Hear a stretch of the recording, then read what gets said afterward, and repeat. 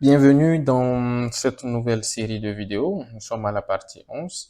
Et comme promis, on avait décidé de voir dans cette partie comment est-ce que nous devons enregistrer nos clients avec qui nous travaillons. Donc, sans plus tarder, je me connecte en tant qu'un utilisateur simple. Et on se rappelle que l'utilisateur simple était un certain dev, un certain utilisateur X2 qui avait pour identifiant dev. Donc, je suis connecté en tant qu'utilisateur simple et lorsque j'ai des clients avec qui je dois travailler ou les clients que j'apporte à l'entreprise, il me suffit juste de cliquer sur client et c'est la même procédure. Donc, je fais nouveau et je rentre le nom de l'entreprise du client. Je dis par exemple client X. Et je viens ici, je mets son adresse, je dis par exemple Dakar. Je viens là, je mets son numéro de téléphone. Il faut toujours veiller à avoir le numéro du téléphone du client parce que toutefois que nous avons le numéro du téléphone du client dans notre base de données, au cas où nous l'avons perdu sur notre téléphone, nous pouvons toutefois accéder à notre application qui nous permet de ressortir un peu le numéro de téléphone du client. Et grâce à ça, nous pouvons recontacter ce dernier. Donc, je mets un truc, bon, je décide de mettre juste un truc comme ça. Voilà pour vite avancer. Donc, le mail, il est facultatif. Soit vous avez le mail du client, soit vous n'avez pas. Ici, je n'ai pas le mail de ce client, donc je valide. Donc, il me dit que les informations du client X ont été enregistrées avec succès. Quand je fais ça, j'ai mon client qui est ajouté à la base de données. Je vais ajouter un deuxième client qui va s'appeler client Y. Je fais ça. Je dis Togo.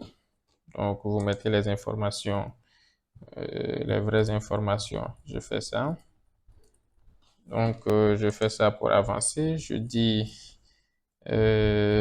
client Y @gmail.com. Je mets n'importe quoi hein, comme exemple pour avancer. Donc, je valide aussi et nous avons nos deux clients qui sont là. On peut toutefois continuer par vraiment enregistrer des clients autant qu'on veut dans notre base de données. Autant on peut même encore ajouter un client X, un client A. Je fais client A. Donc, ça, c'est le nom du client. Je viens ici, je peux dire Congo. Je fais là, je mets un numéro de téléphone, tout simple. Hein. Je fais ça. Voilà, et je dis que lui aussi, je n'ai pas, ou bon, je mets client 1, arrobase, gmail.com. Donc, voilà ça. Donc, on peut enregistrer autant de clients qu'on veut, autant de clients, pas mal, et faire aussi une modification d'un client. Voilà. Donc, supposons que le client X ici, je pense, on n'avait pas, et je rappelle que ici, il classe les clients par ordre alphabétique.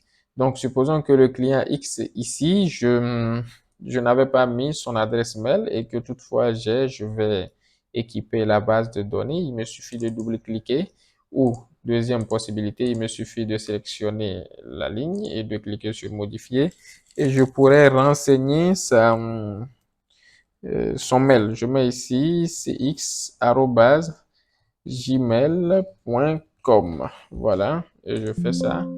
Et voilà, vous pouvez voir que maintenant, la modification aussi est complète et elle passe. Donc, c'est ce que je voulais vous montrer dans cette série de vidéos. Comment est-ce qu'il faut enregistrer le client? En réalité, pourquoi est-ce que nous voulons passer de cette étape d'enregistrement du client? C'est juste que la procédure nécessite ici dans l'application que nos commerciaux que nous allons déclarer puissent aller ici dans cette partie que nous allons voir dans la prochaine vidéo, puissent nous proposer la prospection des clients sur une base de validation et ces derniers iront prospecter ces clients et une fois que ces clients ont été prospectés, maintenant nous, on pourra avoir des contrats avec ces clients et pouvoir travailler et les offrir notre service.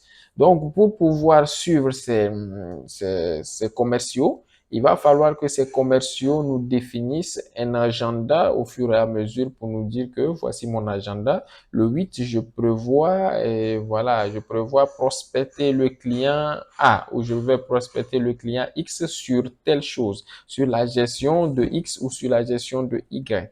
Voilà. Donc, maintenant, l'administrateur en arrière-plan va valider cette demande, cette requête venant du commercial, du commerciaux ou du commercial et cette demande va directement s'intégrer dans la liste des tâches où on va réaffecter cette tâche à un commercial.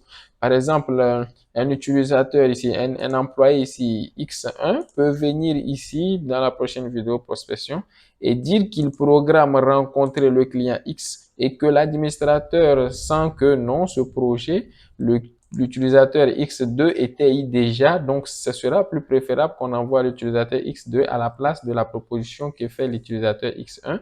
Donc, en ce moment, on viendra au niveau de prospection pour modifier en lui disant que voilà, sur ton agenda, tu as prévu rencontrer un client qui s'appelle X, mais nous, on demande à ce que cette charge soit redirigée vers notre utilisateur X2.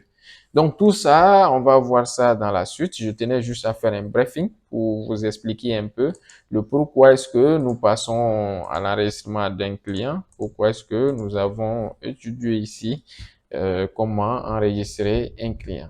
Donc, je pense que nous allons nous laisser là. On se dit à la prochaine fois, à notre prochaine vidéo. J'espère que vous restez abonnés, connectés pour la prochaine vidéo qui va venir sur la page. Merci de nous laisser des commentaires si nécessaire. On les lit. Ou vous pouvez nous contacter. Le numéro se trouve dans la description de la vidéo. Nous sommes plus réactifs via WhatsApp et appel.